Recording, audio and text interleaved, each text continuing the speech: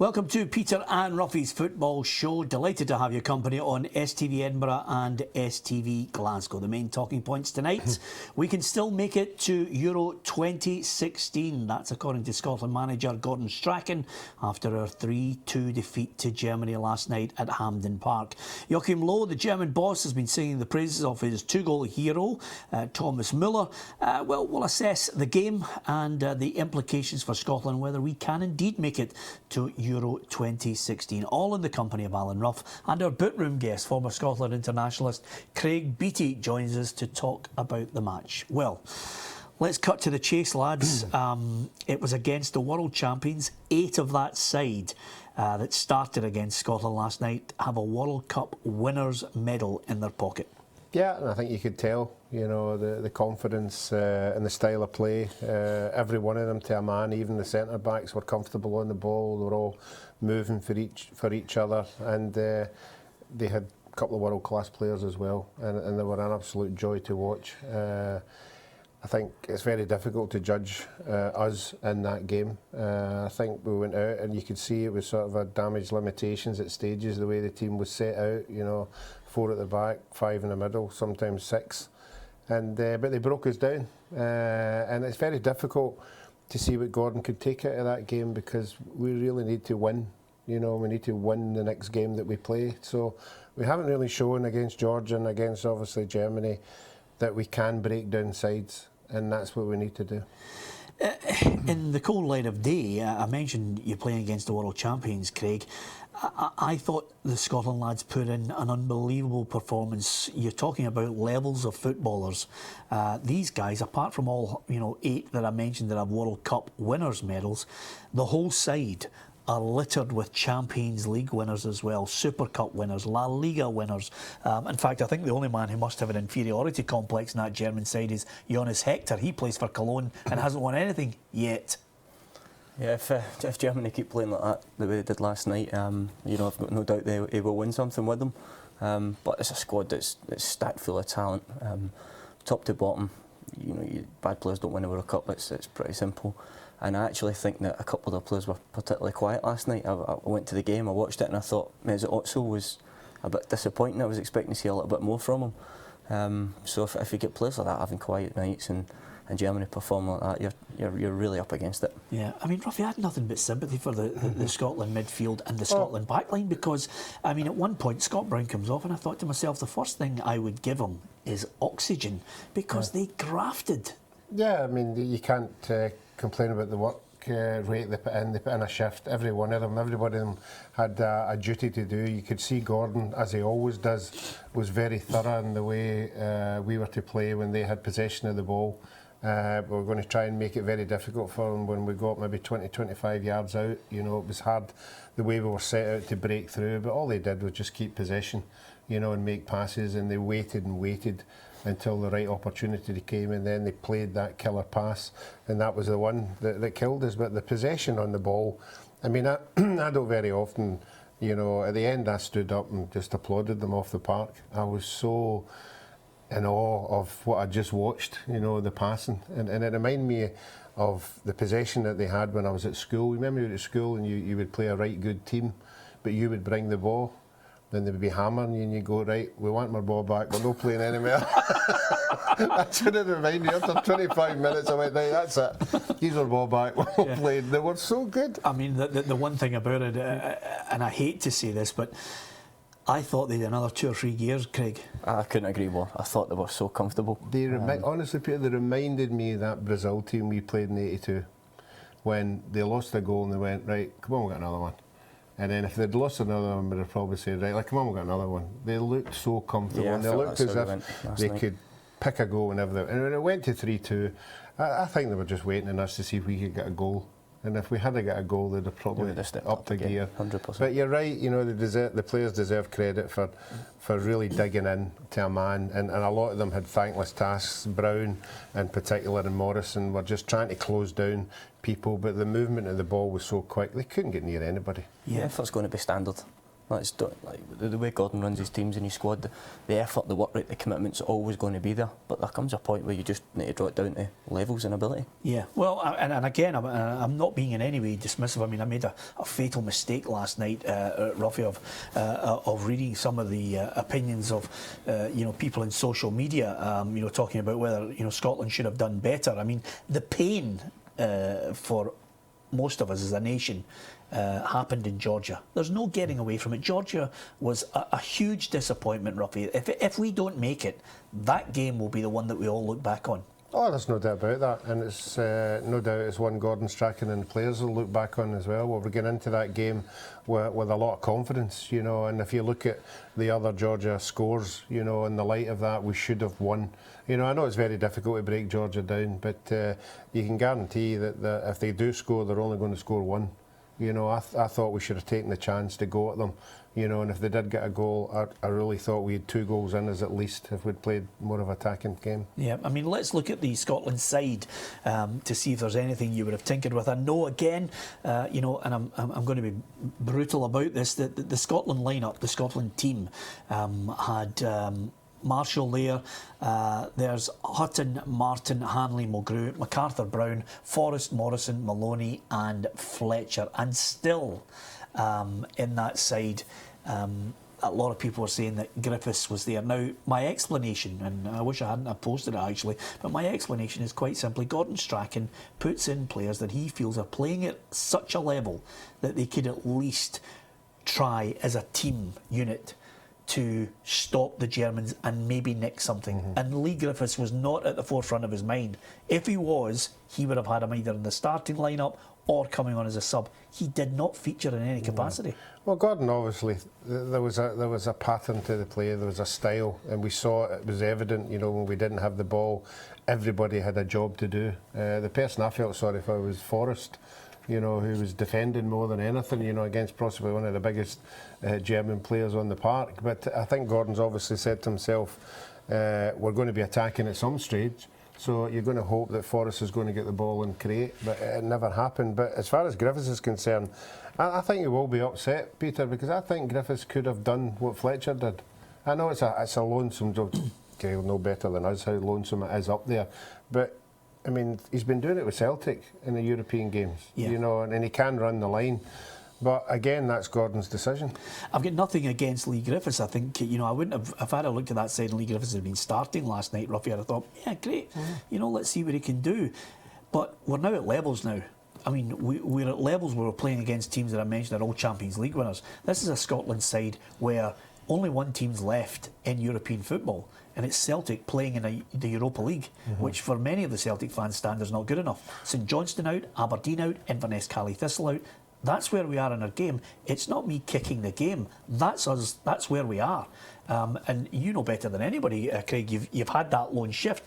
Our most decorated player is Sean Maloney. He's the smallest on the park. Yeah, no, absolutely. I've been fortunate when I was in, playing for Scotland myself. 3 of my caps were against Italy, and it was three of the hardest nights I've ever had. You're in there against Cannavaro and Nesta, and sometimes I felt like running to stand and getting a high vis vest so your teammates can see you. I mean, it's you're up there, it's a long old shift, and you don't get touches of the ball for long spells. So I know exactly what's going through Stephen Fletcher's head right now.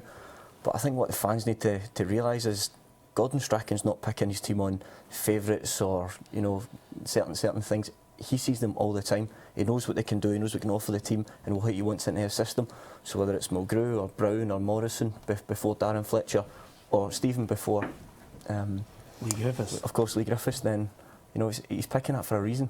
Yeah, I'll tell you, he's vindicated MacArthur. I thought MacArthur put in a shift, and the goal technically was something to be proud of, Ruffy. Yeah, I'm sure he will be. I was impressed with him as well. I thought he had a lot of energy. He was always running about the box, and rightly so, he got that strike, a very, very good strike to beat a goalkeeper of that quality. Yeah, let's look at the German side just to see what you make of it, Ruffy. Didn't look too good, did they? Schweinsteiger, Kroos in that holding role, if indeed. I mean, even their fullbacks looked like attackers last night. Yeah, they did, but as Craig said there, it was the strength. You could see upper body strength, even when there was players going in to try and get the ball off them.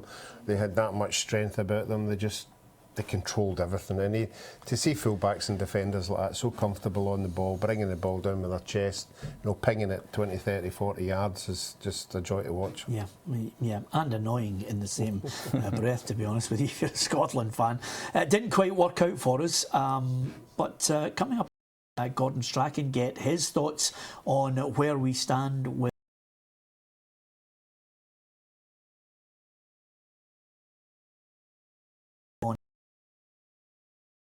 .com/.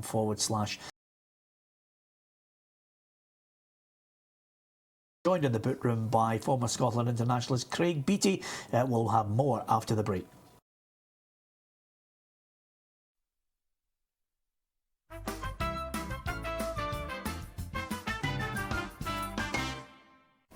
Welcome back to Peter and Ruffy's Football Show. We are on an extended football show tonight. More chance to analyse that defeat to Germany and see where we stand overall. As far as the statistics are concerned, our bookroom guests Craig Beattie and Alan Ruff can assess some painful statistics. Just shows you how good Germany were last night. Here's a look, lads. OK, we lost 3-2. Possession unbelievably in favour in Germany, as you would expect, but the passes, Ruffy, 773. Yeah, and they were quality, just about 99% of them, and that's why they were so good. And as Craig said there, when you've got playing against a team with that much possession, you're putting in a shift, trying to get the ball back. When that happens, it's going to take its toll later on in the game, there's no doubt about that. And you could see when the substitutions were made who the main people were that were doing the running about without the ball. But and saying that amount of passes, it was a joy to watch. Yeah, and I was going to say, that's them in full flow at times. They were a joy to watch. But they weren't in full flow, as I think we've discussed in the first part of the programme. But also, Müller scores 2 goals. Is he even playing in an out-and-out striker's role?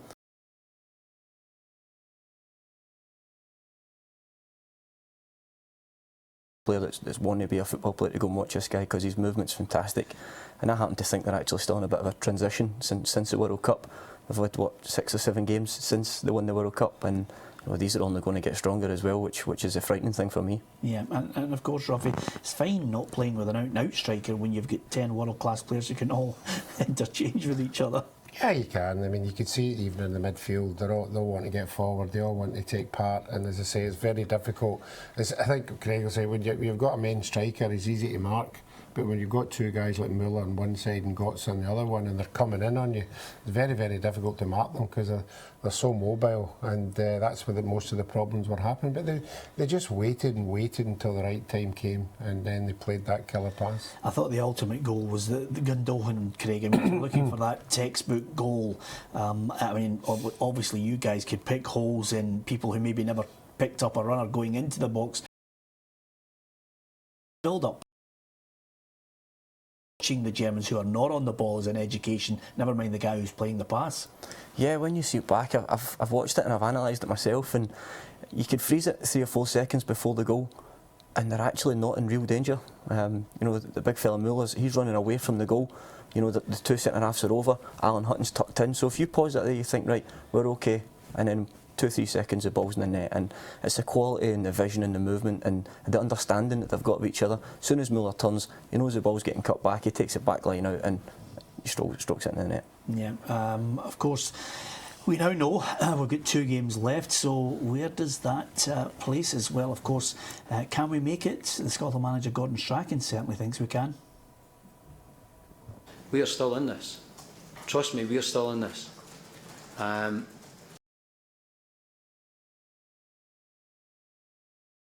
There's absolutely come with somebody's foot creeping the back of the net. You need a wee bit of luck. They never had that.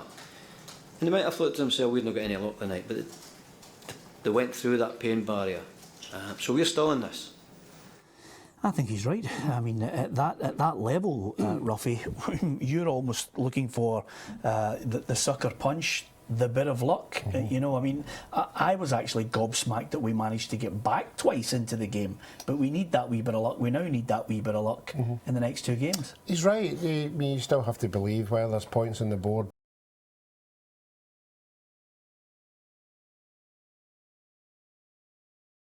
because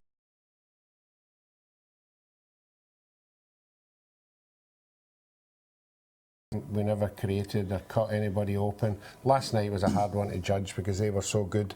So I think he needs to come up with a new format. He's got us very well organised, there's no doubt about that. Every player there knows the job that they've got to do.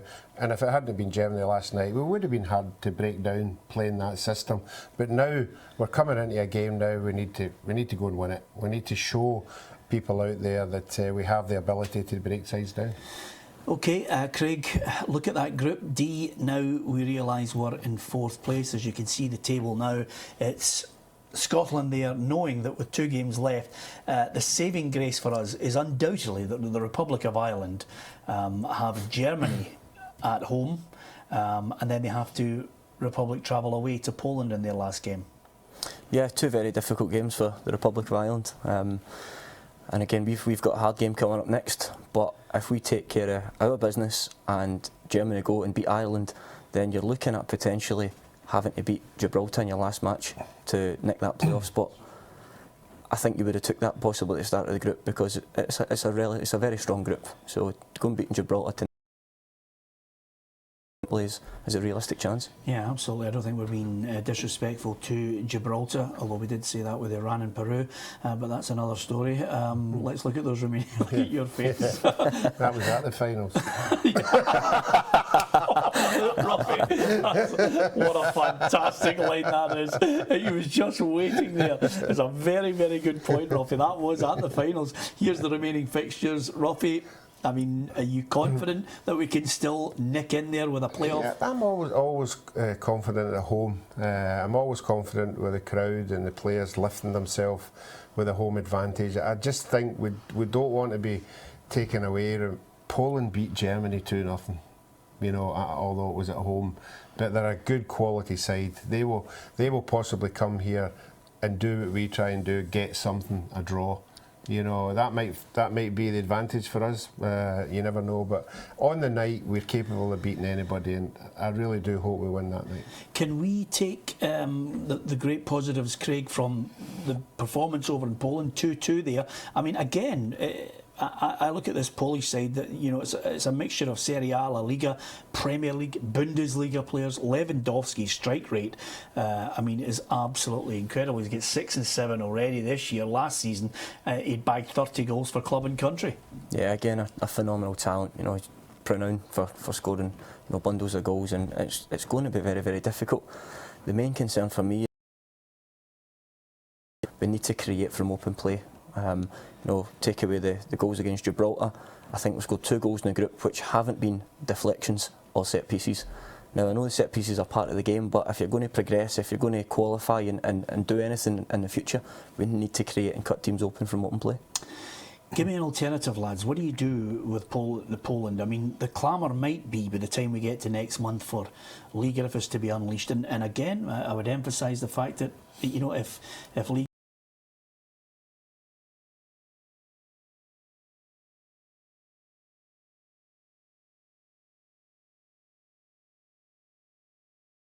our point is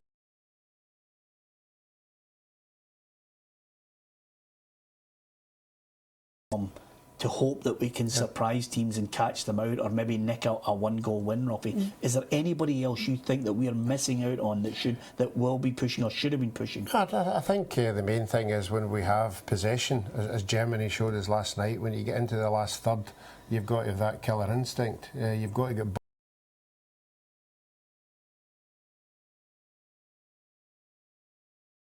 It's important that we find somebody that can play off them, you know, and maybe just up there with them. You know, it's now been proven that with one striker up, we're not creating anything. And if we're going to play that kind of style, we need wingers getting the ball into the box. That's when James Forrest will come into his own, rather than ask him to defend all night. Say to him, right, you're in that half of the park, we want you going forward. Somebody else will do the defending.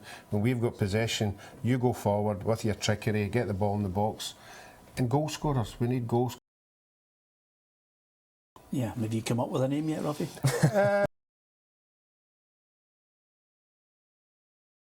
Have him in there. I would possibly have Stephen Naismith in a wider position, going forward, and then filling in the pieces round about them. Yep, so you would take Anya out of the left-hand side? Yeah, I think so, yeah. I think Anya was great coming in there, but I think everybody knows what he's all about now. I think he's not a surprise package anymore. I think sometime during the game he could offer something. Yeah, who drops out for Griffiths to come in? Well, again, I think you have to put your formation. You know, I mean, this 4 at the back with 2 sitting players at home, I don't agree with at all. I think you've got to sacrifice somebody, but I think Gordon will come up with it because he thinks about the game, and he'll better than me to come up with. All I'm saying is, at home, if we want to qualify, we've got to play attacking players and players who are confident enough to put the ball in the back of the net. Do you buy into that, Craig? I do, yeah, but what you're going to look at in a month's time is, we mentioned Naismith and we mentioned Fletcher, and none of the 2 of them are starting for the club. So you're going to be another month down the line where they've not played matches. Are they going to be fit and ready to go in and perform the way they're going to have to in Poland?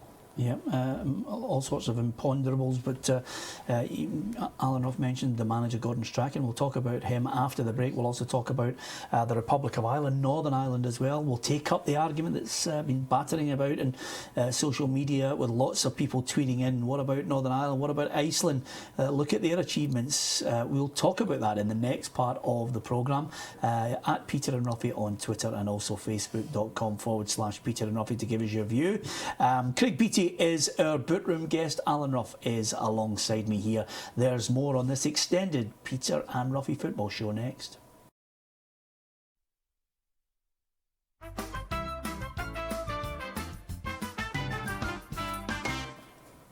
Welcome back to Peter and Ruffy's Football Show, an extended show tonight on STV Edinburgh and STV Glasgow.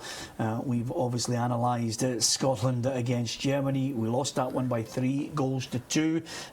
There's all sorts of arguments and debates going on last night, as ever. Everybody likes to throw their tuppence worth in about whether we should have done better. There's no doubt we're all agreed that the pain of Georgia could come back to haunt us. There's no I can't even defend. I haven't even started to think about defending how you can justify where we are and try and compare it with, for example, the likes of Northern Ireland, who've waited since 1986, since they last qualified for a tournament. And look at Iceland, Ruffy. I mean, I can't even come up with something other than at one point, over on the island of Iceland, suddenly they must have just decided to have a baby boom of people who dedicated themselves to football. They form part of a team, they're out in front, and not only have they qualified with 2 games to go, but Holland are going to have to go into a playoff in the same group, and there's only 325,000 people live in Iceland, Ruffy. Explain it to me. Yeah, it's a difficult one, but they obviously are doing something right. You're right. A lot of times countries come in cycles when they have an academy there, and if you look at, sometimes when you look at their under-21 sides and you see how well they're doing, it's a progression to the full squad. And Iceland have been doing well in under-21 games. Maybe these players have now got used to playing together and they've all broke through. I would like to think that they're not as... The Holland one for me, I think we're in a tough section. I think Poland and Germany and Republic is as tough a section as you've got. I don't think Iceland have got as tough a section as what we have. But certainly you can't take anything away from them. They're winning games, and all credit to them to get to the finals. Yeah, I have to say, Craig, delighted for Northern Ireland when Kyle Lafferty popped up with that late equaliser. I mean, Michael O'Neill and Jimmy Nicholl jumping about on the trackside. I mean, that will give a real shot in the arm to the whole area. Everybody loving the fact that Northern Ireland now are just almost there. I can't see them failing, can you? No, it looks good at the minute. I'm really pleased for them because a couple of lads that I played with are also play for Northern Ireland as well. So very pleasing there, but also puts more pressure on us again, doesn't it? You know, obviously Wales have had a real upturn in the way they've been playing, and obviously down to Gareth Bale basically being one of the best players in the world. But you know, you're looking at all the home nations now, and I think it's then putting more pressure on ourselves. Yeah, I mean, somebody said, I think it was this morning or yesterday, I mean, what happens if there's a doomsday scenario of Northern Ireland, Wales and England make it and we don't? Yeah. And I thought, well, we're used to it by now, Ruffy. We'll lick our wounds and get back up. Yeah, but I think we'd go further than that. I think we'll start looking at our history, our family, see if there's any Irish there, you know, just a wee bit. To go and support, you got to go and support them if they do get there. But Craig's right. If they all go and we don't go, that'll be a downer, an absolute downer. But we're a better side now than what we were, and going into the next campaign, we will be better. But the disappointment will be there, and everybody was saying, "Oh, why do we leave it so late?" No, every time. Every competition we're scraping away in the game trying to get something out of it, and it's just the Scotland mentality. It just seems to happen all the time. Yeah, well, I could nail that because we have players that are gutsy, are grafters. We don't have world-class players, and that's no discredit to the guys who are literally busting a gut for us and giving us every ounce of their energy. The evidence of last night, they played at their absolute maximum. I'll flip this around and say, I feel confident that we can still have maybe that outside chance of getting there. I haven't completely given up hope, Ruffy. I think Gordon Strachan deserves a new deal. I think the best thing the SFA can do is turn around and say, OK, regardless of what happens in the two games, and, we are a country now and we deal with it every time in this programme, knee-jerk reaction, give him a new deal. No, you have to look at progression, if it's club or international level, and there is progression, there's no doubt about that. You're right, the quality of players that we have will work tirelessly for the cause. Gordon's got, as we said earlier, Gordon's got them really organised into a man. They all know exactly what they've got to do. We just need to go that bit further. But I don't know if you can think back to when Gordon took over the job. He was very detailed in what he wanted to do. I'll come in, I'll get a team that can play at home, I'll have a team that can play away from home, and then I'll move on from there and I'll take us to another stage. Yeah. Well, unfortunately, the stage might not be a final, so it still could be, but I still think he's got something to offer, and if he's got something else up his sleeve, I think we all should wait and see what it is. Yeah, well, absolutely. I think we should back him. I hope the SFA do indeed back him. And in this week of all weeks, Ruffy, because on Thursday we've got a special programme as a tribute to the late great Jock Stein. And if anything, when you look back at what happened when he took over as international manager, we had that initial setback. We didn't get to European Championships, but we stuck by the man, gave him his chance to get us back on an even keel. And lo and behold, we were off to the 1982 World Cup. You know, it's 7 years Jock Stein was the manager until, of course, that tragedy in Cardiff in '85. Yeah, I think that proves at international level it's different from club level. You don't want any near-jerk reactions. You want to take a step back and see, you know, where we were and where we are now. And I certainly would like to think that we are all enjoying it. I mean, take the Georgia game out of the equation, but we are all enjoying watching the style of play. We just would like to go in and win a game 2 or 3-0, you know, to take the pressure off everybody. But I'm sure that'll come. Would you give him a new deal, Craig? I would, yeah. I think stability is very important. He's a good guy, he works very, very hard, knows exactly what he wants. But I think one of the main reasons behind me saying that would be the age of the squad that he's got. You know, I think Sean Maloney would have been the oldest at 32 last night. So he's got a group of lads in there sort of between 25 and 28, 29 who are really going to come into the peak of their careers, you know, experience and physically and ability. Yeah, I mean, that's the other thing about it, Ruffy. If we don't make it, and I really still believe we've got a chance, you know, the next major championships, he's got 2 years where he can look and start to look at some of the other younger players and think, right, okay, now I can go and build a team towards that as well. Yeah, I mean, that's up to the young players who are playing in the under-21s and getting regular games in, say, Aberdeen or Celtic or whoever, to push themselves forward. There's no doubt about it that the space of a year or two a player can come to the front, and some of us might not be talking about him just now, but just because Craig's sitting here, I think it's strikers. I'd love us to to sort of find somebody, Yeah. you know, that's going to come through and not be world class or anything like that, but just be good enough, you know, to win games for us. Yeah, just standard European class. Well, I don't even see anybody, unless Craig's going to tell me. I don't see anybody on the horizon. I don't see anybody pushing, you know. But as I say, a year or two, who knows? It could be somebody. Yeah, I'd love to think somebody would emerge that we maybe haven't thought about, Craig. But you look at our domestic league, you look at the players who are playing down south for us. I mean, you know, we don't have any major big players playing in the top 5 clubs in the Barclays Premier League. No, I would agree with that. But what I will say is, 2 years ago nobody would have heard of John Stones, and 2 weeks ago very few people had heard of Darmain, who's just gone to Man United for, you know, a record-breaking transfer fee. Yeah. So that sort of gives us a bit of hope. You never know. Yeah, absolutely. And well, on that basis, you're injured, so that's you, God. So you're out there at Stirling. You're obviously playing. You've picked up an injury, but a chance to do a wee bit of coaching as well. Yeah, I've spoken depth to the manager, and you know, he's been really good with me. I've played all the games up till last Saturday, and I've picked up a bit of an injury, so I'm going to start sort of integrate it with the player coaching side of things, and you know, broaden my horizons. Yeah, absolutely. Well, listen, that's the way ahead. Usually, what happens, they come on the programme, Ruffy, and you never know. If something happens, and they get a job. Yeah, no, it'll be interesting. You know, when he starts his coaching, will you start off by telling him to take the shirts off and run sort of around the stadium? Yeah, Remember that? You've got to earn that. You've got to earn that. What you do.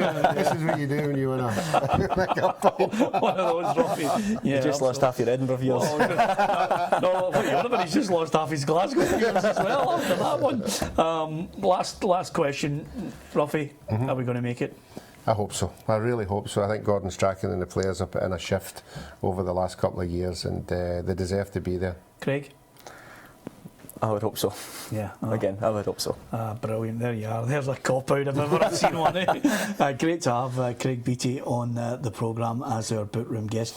Do join us on Thursday night. We've got a tribute to Jock Stein and, of course, Ruffy, who was there in Cardiff and played a part in that win, that draw against Wales, and eventually the win over Australia to get us to the World Cup finals. Oh, how we'd love some of the players that played that night playing now. But we are where we are. Can we make it? Keep sending us the messages at Peter and Ruffy on Twitter, and of course facebook.com/Peter and Ruffy. Thursday night we'll have that tribute to Jock Stein. Join us tomorrow night if you can. Peter and Ruffy's football show. We're back once again at 6:30. Good night.